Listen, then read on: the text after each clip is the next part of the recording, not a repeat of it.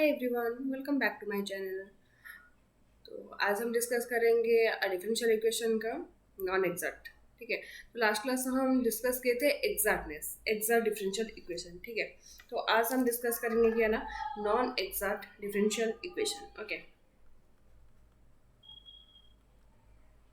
Non exact differential equation ये क्या है ना, आपको एक डिफरेंशियल इक्वेशन गिवन होगा तो आपको चेक करना है ये एग्जैक्ट है कि नहीं। जब एग्जैक्ट हो जाएगा तो आप जैसे हम सॉल्व किए थे लास्ट क्लास में, ठीक है, उसी तरह आपको सॉल्व करना होगा।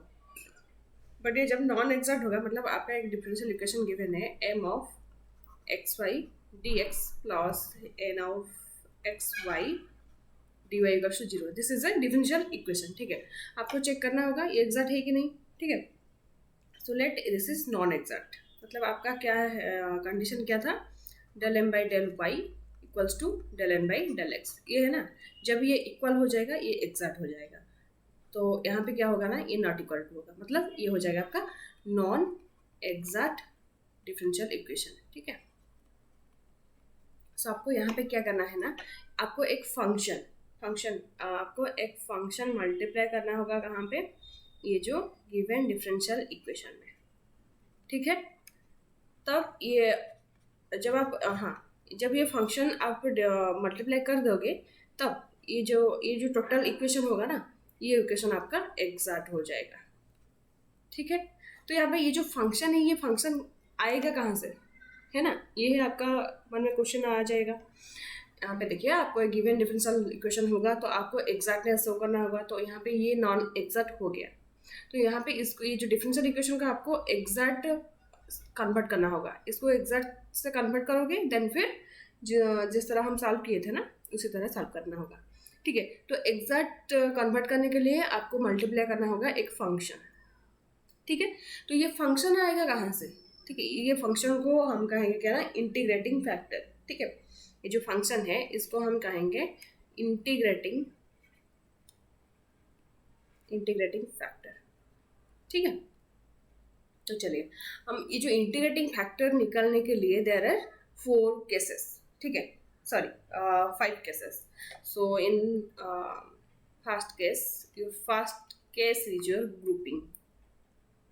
ठीक है, फर्स्ट केस इज ग्रुपिंग। सो चलिए देखते हैं ग्रुपिंग में कैसे हम सॉल्व कर सकते हैं। ठीक है, ग्रुपिंग में क्या है ना, लेट यहाँ पे आपका एक ग्रुपिंग टर्म है।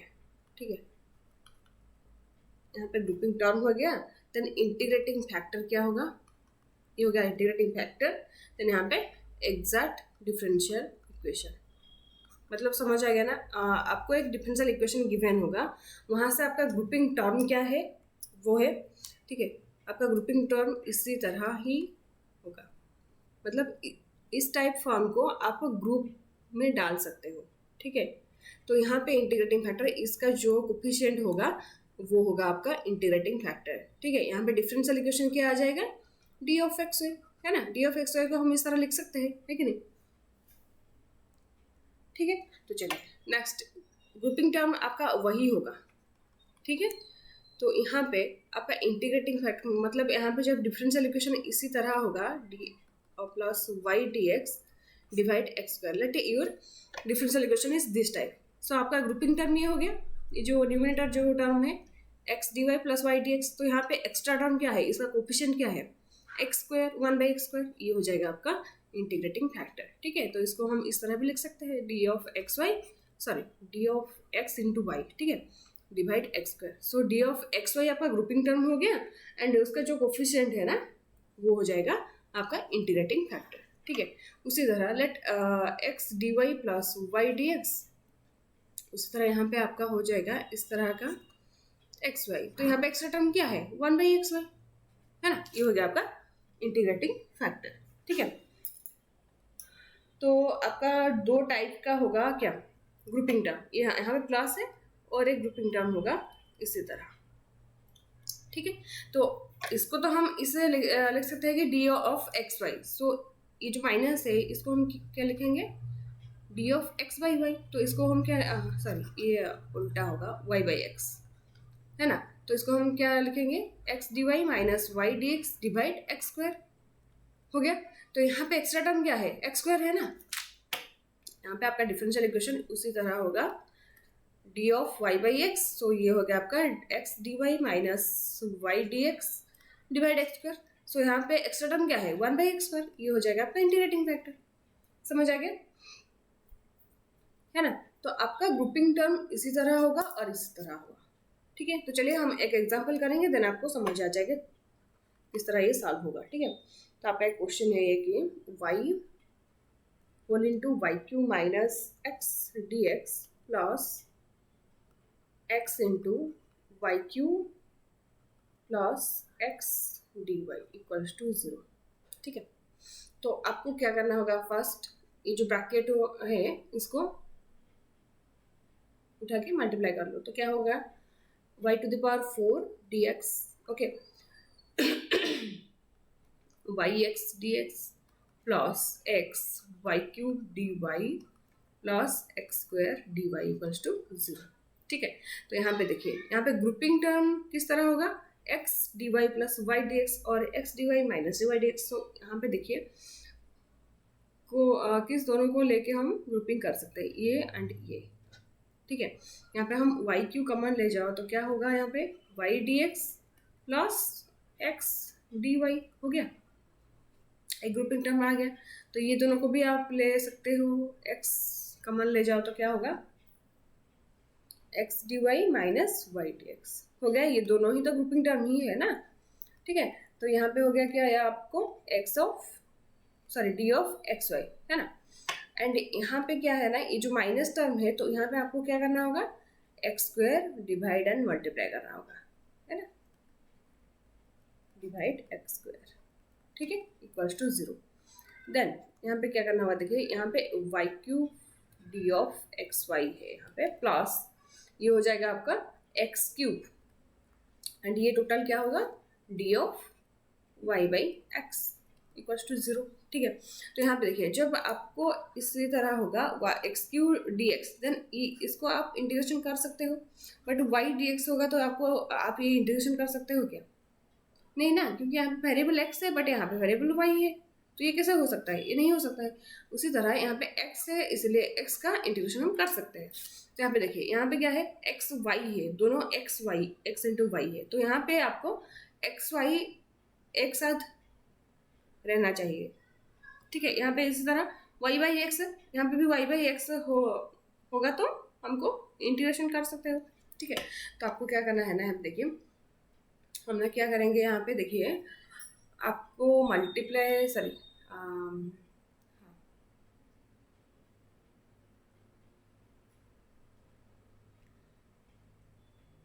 आपको वाई क्यू डिवाइड कर दोगे। ठीक है, तो यहाँ पे क्या हो जाएगा, देखिए y q divide both side, तो क्या होगा यहाँ पे देखिए ये तो कैंसिल होगा एक्स वाई प्लस ये हो जाएगा क्या x by y whole cube, क्योंकि वाई क्यूब हम डिवाइड कर दिए थे ना, यहाँ पे y by x equals to 0।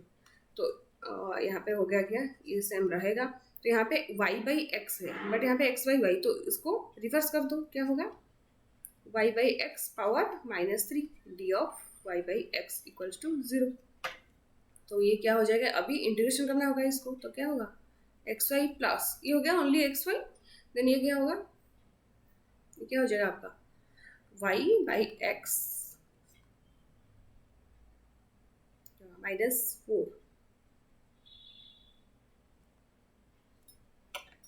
-2 divide -2 है ना इक्वल्स टू सी कांस्टेंट। समझ आएगा ये किस तरह हम इंटीग्रेशन करते थे, क्योंकि यहाँ पे जिस तरह वेरिएबल है यहाँ पे भी उसी वेरिएबल है। ठीक है, जैसे कि हम x to the power x cube into d x, इसको तो हम इंटीग्रेशन कर सकते हैं, है कि नहीं, उसी तरह इसको ही हम इंटीग्रेशन करते थे। तो इसको अच्छे से लिख दीजिए अरेंज करके, तो क्या होगा 1/2 y by x to the power -2 equals to constant. ठीक है, समझ आ गया मैं क्या बोल रही हूँ यहाँ पे। ओके, तो चलिए नेक्स्ट और एक क्वेश्चन मैं करूँगी यहाँ पे कि क्या है ना आपको कि x cube y cube plus 1 d x plus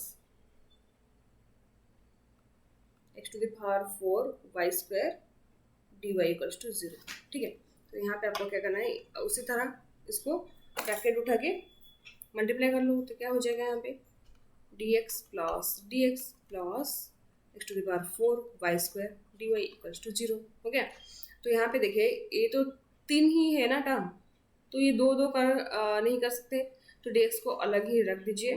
तो ये दोनों से आपको कॉमन जाएगा क्या, एक्स क्यूब वाई स्क्वायर है ना, तो क्या आ जाएगा यहाँ पे y D x plus x D y. ये तो बहुत ही अच्छे से इजीली हो गया ना। तो ये हो गया आपका डी एक्स प्लस ये हो गया x cube y square, then ये हो गया आपका डी ऑफ एक्स वाई। तो यहाँ पे देखिए ये भी एक्स है वाई भी है, बट यहाँ पे एक्स क्यूब वाई स्क्वायर है, इसका पावर पूरा डिफरेंट हो गया है यहाँ पे। तो इसको हम कैसे इंटीग्रेट करेंगे, यहाँ पे देखिए ये x कमा वाई नहीं है, ये x इंटू वाई है। सो यहाँ पे जब x y to the power square होगा और x y to the power cube होगा, देन हम इंटीग्रेट कर सकते हैं। ठीक है, तो इसको हम क्या करना होगा, देखिए यहाँ पे जब हम y डिवाइड करेंगे तो यहाँ पे भी डिवाइड करना होगा। तो यहाँ पे y डिवाइड करेंगे तो हम इंटीग्रेट कर सकते हैं क्या, नहीं कर सकते हैं ना, क्योंकि यहाँ पे x है। इसलिए हम क्या करना होगा ना, x डिवाइड करेंगे बोथ साइड में। ठीक है, x डिवाइड कर देने से ये आपका स्क्वायर हो जाएगा। ठीक है, तो देखिए x डिवाइड करने से क्या होगा, यहाँ पे x हो गया, तो यहाँ पे भी x डिवाइड करने से आपका स्क्वायर आ गया। ठीक है, डी एक्स वाई, यहाँ पे भी x डिवाइड करने से 0 डिवाइड x इज 0। ठीक है, तो अभी इंटीग्रेशन कर लो, तो ये हो गया आपका ln x प्लस ये आपका एक्स स्क्वायर वाई स्क्वायर मतलब एक्स वाई का होल स्क्वायर है ना। सो क्या हो जाएगा यहाँ पे इंटीग्रेट करने से 3 डिवाइड 3 इक्वल्स टू 0।